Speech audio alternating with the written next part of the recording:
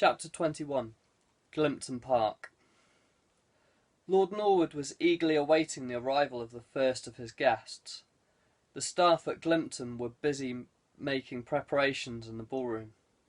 4 long banquet tables had been set up in the centre of the room, with each table to seat 8. Along one side of the great room hot plates had been set up. Servants were carefully making sure that the placemats were positioned correctly, the silverware was polished to a high shine, and that the wine glasses had no smears or smudges. This was all carried out under the eagle-eyed supervision of the head butler, Mr. Jacobs. He was a tall, lean man in his late 50s, with grey thinning hair, a man of few vices, and expected nothing but precision from the servants under his direction. He had worked at Glimpton for all of his working life. Starting out as a kitchen porter in his teens, he had quickly impressed his employers, and by his early 30s had been promoted to the position that he now held, by Sir Edwin Norwood. Sir Edwin Norwood was the late father of Lord Anthony Norwood. Mr. Jacobs would always remember the benevolence that Sir Edwin had shown to him, and felt indebted to the family for the kindness they had shown him over the years. He had found it a tremendous day of sadness when Sir Edwin had passed away, as he had held him in such high regard. Unlike Sir Edwin, whom he had always considered to be a very kind and honourable man, he found Anthony Norwood to be a hard taskmaster, a harsh and somehow evil man. Nevertheless, he felt somehow honour bound to continue to serve the family regardless of his distaste for his new master. The announcement that there was to be a banquet at Glimpton had been rather sudden. Normally banquets were planned weeks in advance. In contrast, this one had only been announced 2 days ago, almost as soon as his lordship had returned from Central America. Everybody from the chef to the serving girls had suddenly been faced with a mad rush to organise everything. Menus had to be prepared, wines had to be brought up from the great cellars. Every nook and cranny in the house had to be dusted, brasses and mirrors polished, floors swept, and carpets hoovered. Everything in its proper place, and for every place a thing, Mr. Jacobs would say as he directed the servants. To cap it off, Lord Norwood had declared that only a handful of servants were to remain for the dinner itself, and once over, all apart from Mr. Jacobs would be sent home for the night. They could clean up the following day. Evidently the guests were not just coming for a good time. The Norwood family was heavily involved in politics, and Mr. Jacobs therefore assumed that this was some kind of summit, and that the topics to be discussed were of a somewhat sensitive nature. His master was taking every precaution to prevent what was discussed from being leaked to the press. Not that this would have happened. The servants still remembered what happened the last time, and only time, a serving girl had leaked something to the press. It had not been a pretty sight to see Lord Norwood reduce the girl into a mess of tearful hysterics before flinging the girl out of the house onto the gravel outside. Ever since then, none of the servants would have dared to even think about divulging anything to the press. Having taken a final look around the table settings in the ballroom, Mr. Jacobs left the room, satisfied that everything was in order, and took up his place by the main entrance to greet the guests and take their coats. The first guests began to arrive a little after 7:30. A long, sleek black Bentley pulled up outside. The chauffeur hopped out and in a well-practised manner opened the rear door for the passengers inside to disembark. Mr. James Slater, the Minister for Trade, stepped out accompanied by his lovely wife Sophia. Mr. Jacobs greeted them at the door, took their coats to the cloakroom, before leading them along the long corridor to the reception room, whereby he announced their arrival to his lordship, returning to his post by the entrance. The next to arrive was Mr. Charles Black, a prominent lawyer in the City of London. Mr. Black specialised in commercial law, although had on a few occasions taken on high-profile deportation cases. He was followed shortly afterwards by Lord Everard Curtis, who was accompanied by his blonde, rather ditzy mistress, Charlie Breakwell. Lord Everard was married, but it was well known that he had a very strained relationship with his wife Charlotte, and would often attend parties with one of his many mistresses. Mr. Jacobs did not judge, but thought that it must be very hard for Lady Charlotte to put up with such public displays of infidelity. He assumed she put up with it because she knew at the end of the day Everard would always return home to her, and that she would always be Lady Charlotte Curtis. Conrad Dubois was the next to arrive. He was a very pompous man, and was almost as wide as he was tall. He was renowned for being a great socialite and philanthropist, throwing his money around like a heavyweight champion through punches. No one knew exactly where he had made his money. Some speculated it was gambling on horses, others, including HMRC, believed it was via less legal ways, although they had yet to find any evidence to support this theory. Mr. Jacobs was kept very busy over the next 20 or so minutes by the almost constant flow of arrivals. The last but one of the 32 guests to arrive was Victor Negroni, an Italian businessman. Born on the island of Sicily, Victor Negroni had entered into the family business, and after his father had died suddenly in a car crash a few months later, he had become the chairman of the business. Now that almost all the guests had arrived, Mr. Jacobs made his way into the reception room and supervised the servants bringing the trays of canapes from the kitchen. The guests all seemed to be happily chatting away. Small groups had formed around the room, as always happened at these sorts of events. Small cliques of ladies gossiping about the latest fashions coming over from Paris and Milan, and those of their friends going through rather public and messy divorces. Men boasting about the birds they had shot at the last shoot they had been on, or busily debating about the pros and cons of certain decisions that the present coalition government had taken, including what had possessed the PM to tackle certain issues that weren't even on the manifesto. The topic that seemed to feature prominently in the room was the Pope's sudden announcement that he was to resign, something that had not occurred in over 600 years. I suppose in these modern times it's understandable, Lord Norwood was saying to Comrade Dubois and Charles Black. I've always found it slightly bizarre that it should be a position for life. Dementia or anything could happen in these final years. You could end up with a crazy pope that decides to have a holy war or something. I totally understand that if you were not mentally or physically up to the role any longer, that one would consider stepping aside for a newer, younger pope. One hopefully to drag the Roman Catholic Church kicking and screaming into the 21st century. I heard the next pope might be black, Conrad Dubois said, with a slight snort as he made this remark. Can you imagine it? A black pontiff? Well, there's a black president, Charles replied. Yes, and look where it's got them. Now come on, Conrad. We're not in the 18th century anymore. It was bound to happen at some point. All credit to him, I say. He hasn't done a bad job so far. I wouldn't agree with all his policies. Nevertheless, on the whole, he's been pretty sound.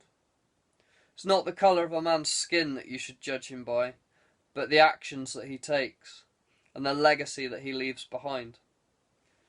I'm not saying I'm in favour of a coloured pontiff, but let's just see what happens. They haven't even voted yet. You never know, you might end up with one of the great reformers. For our sake, I hope not, as it would impede our influence. Well, I think the whole conclave thing is a farce. We all know that there has been a great deal of corruption in the Vatican in the past, not to mention those with wandering hands. Ha! A true sceptic as ever, Conrad. One day you'll lighten up, Lord Norwood said, beaming at his two friends. Excuse me, sir. I have a message for you, Mr. Jacobs said, leaning over his lordship's shoulder to say in a low voice that one remaining guest to arrive had telephoned to apologise to the fact that she was running late and that he should start dinner without her. Very good, Mr. Jacobs. In that case, I think we should start, turning his attention back to his guests. If you're ready, gentlemen, I believe dinner is about to be served. The loud clang of a dinner gong echoed through the room. As the chatter died down, Mr. Jacobs made his announcement. My lords, ladies and gentlemen, dinner is served. I cordially invite you to make your way to the ballroom. Gradually the guests began to filter out of the reception room and down the brightly lit corridor towards the ballroom. Several of the guests stopped briefly to admire some of the massive portraits on the walls and the two small cannons that sat poking out of two small alcoves in the walls of the corridor. They were now merely decorative, a gift to the family from the Prince Regent for their small contributions during the Napoleonic Wars. Taking his place at the head of the top table, Lord Norwood raised his arm, signalling for his guests to take their seats. It was very noticeable for the guests on the top table that the seat to the right of Lord Norwood was vacant. No guest of honour this evening? Conrad asked. She's been delayed. She will be with us shortly, replied Norwood, with a slight twist of a smile appearing at the corner of his mouth. The end of his sentence coincided with the arrival of the serving girls, who began to pour wine for the guests, soon followed by waiters bringing out the first of 5 courses, a set of 3 amuse-bouches. Miss Carla Adams was the last guest to arrive. She was late, but as she liked to make an entrance, she was not at all flustered by the fact she had missed the first course. She just took it all in her stride. It was clear, especially from the reaction of the male guests as she entered the ballroom, that she was inordinately beautiful. She always seemed to have the most alluring look on her face. Her long, flowing, extremely dark brown hair, almost to the point of looking black, cascaded down over her shoulders. The sight of her blue, sparkling eyes glistening against her exotically bronzed skin was captivating. Carla was wearing a stunning black Versace evening gown that almost skimmed the floor as she strode confidently across the room. Its flattering shape helped to elongate her silhouette, and the thigh-high slit in the left of the gown very sensually showed off her beautifully toned calf and lower thigh. The dress was beautifully pinned at the waist with a diamond-encrusted link belt. The sweet scent of Coco Chanel that every guest caught as she passed them by seductively wooed them to forgive her lateness. Gracefully taking her seat at the right-hand side of Lord Norwood, she leant over towards him and in a low, sweet voice apologised for her lateness. "I trust you managed to wrap things up," he replied, as that half-smile crossed his lips. "I have. It was quite pleasurable, although I fear it left him rather more breathless than he had intended," she casually replied. "Oh, I'm sorry to hear that. I had rather liked him." "He had reached the limit of his usefulness. I'm afraid. I expect they'll find him by the end of the week. I would hate to ever cross you, my dear. You would prove to be quite a dangerous opponent, I think. Let's hope that never happens, my lord, she replied, with a flirtatious look upon her face, before taking a sip of champagne from her glass. The second course was a beautifully poached piece of sole on a bed of samphire, followed by roast water buffalo. It was the dessert that stole the show, however. A delicate citrus parfait, accompanied by wild strawberries, cubes of mint jelly, and apple crisps. Lastly, there was a selection of cheese, and a decanter of port for every table. Coffee was to be served back in the reception room for those that wished it. The hour was late by the time the guests returned to the reception room. Curiously, from the 30-odd guests that had arrived, only 10 stayed in the reception room. The rest, including Lord Norwood, had ventured to another part of the house. The servants, except for Mr. Jacobs, had all been dismissed.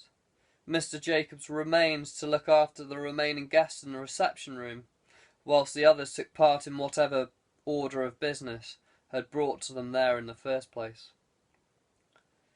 Those that were to attend the meeting had descended down into the cellars of the mansion.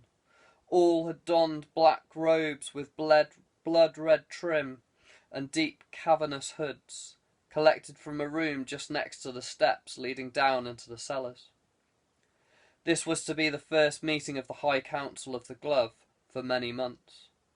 The 22 members of the High Council sat around a great stone oval table upon which was carved a globe clenched in a gloved fist. A bracelet hung around the wrist, upon which it was inscribed Vincit Omnia Veritas.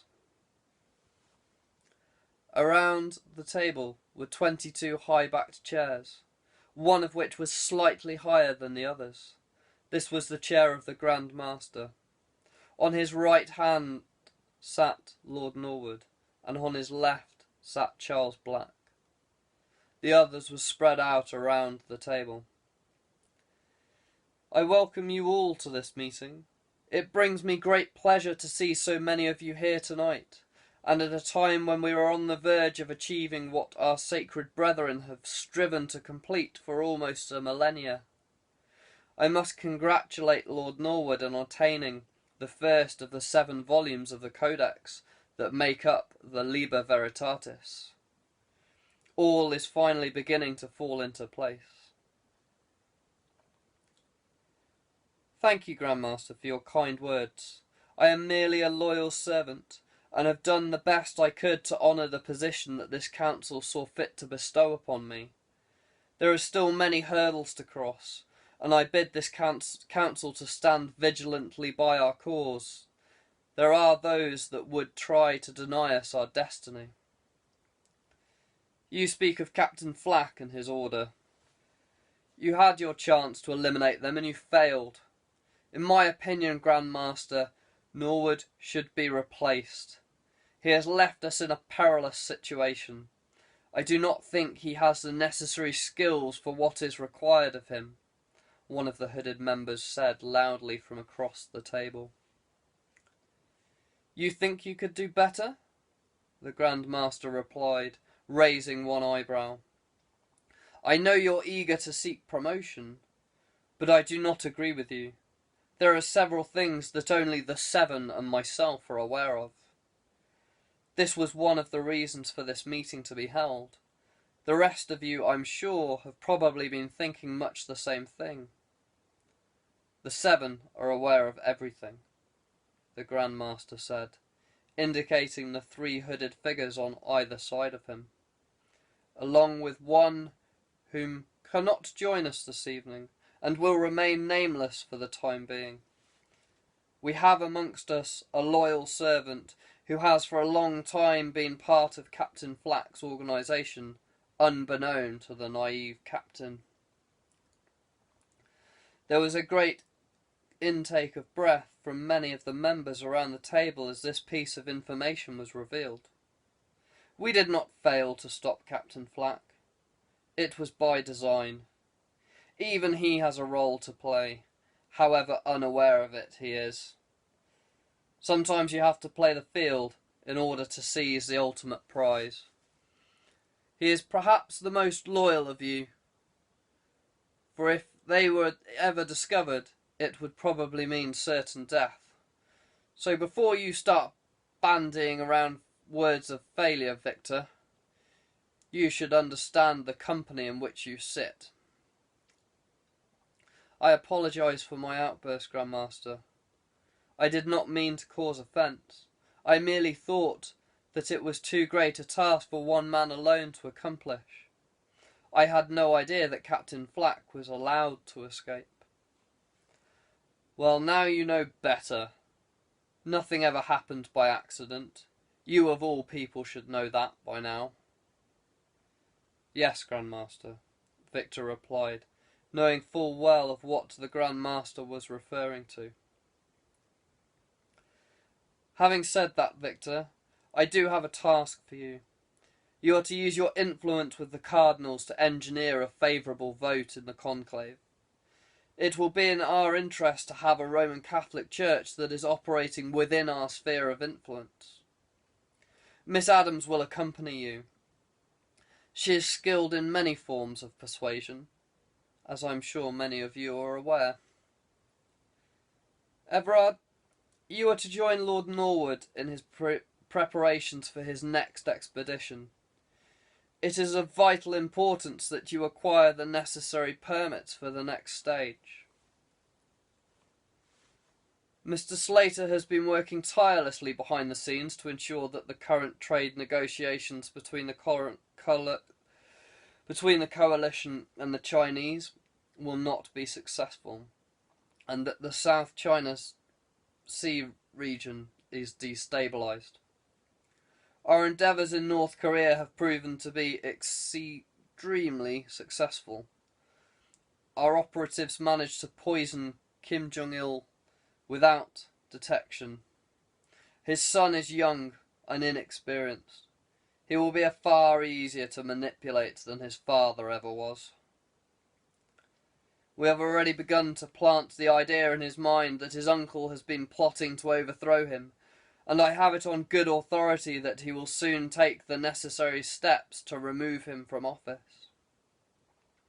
Once this has been accomplished, we will have extended our influence over the young ruler, and it will not be long before we can put the final stages of our plan for the region into action. Soon nothing will be able to stand in our way. May I ask, Grandmaster, what are your plans for acquiring the next part of the Liber Veritatis? Conrad Dubois asked. My researches are in the process of discovering its location. It is one of the reasons why it is so important that Victor uses his contacts to influence the Cardinal's vote. I am of the understanding that the whereabouts of the next part of the Codex is hidden somewhere in the vaults of the Vatican, although there is one other whom I am sure already knows the location. Professor Peter Middleton, James Middleton's father, may well have already been granted access to the vaults, and I feel sure that he has already discovered the location of the Codex, or at the very least has a pretty good idea of where it may be. Steps will have to be taken to encourage him to divulge what he knows. It is fortunate that his son is presently halfway around the world, and therefore cannot protect his ailing father. Nevertheless, I must stress that Professor Middleton is an extremely wily man, and may prove to be rather uncooperative, so we shall have to use all of our guile to obtain the necessary information from him. What if he should refuse to cooperate? Charles Black asked. Then he shall be eliminated. Better that he does not pass on what he knows to his son, the Grand Master replied in a rather callous voice. It was close to 4 in the morning by the time the discussions of the glove came to an end, and the majority of the members began to make their departures. Miss Carla Adams and a handful of the others had decided to take Lord Norwood up on his offer of a bed rather than journeying home. Carla's room was in the east wing of the great house. It was one of the largest in the house, with an immensely luxurious king-size bed made up with fine pale blue silk sheets from the finest quality silk that Egypt had to offer. Closing the door behind her, she effortlessly dropped her dress to the floor around her feet. The sight of her perfectly naked body outstripped any of the images that the male guests had pictured earlier. She was about to pull the covers of the bed back and gracefully slip in between the soft silk sheets when a light knock at the door halted her. A knock that she had been half expecting. Shyness clearly was not in her nature. She didn't even reach for a robe before opening the door. It had been several months since she had bedded Lord Norwood, and it was about time that they indulged in each other's company again. Norwood didn't even wait for an invitation to enter as she opened the door. He strode straight in, roughly taking hold of her in his strong arms as if he were storming a castle. He may have dominated the initial moment, but it was clear that Carla would be the one in control of the acts that followed.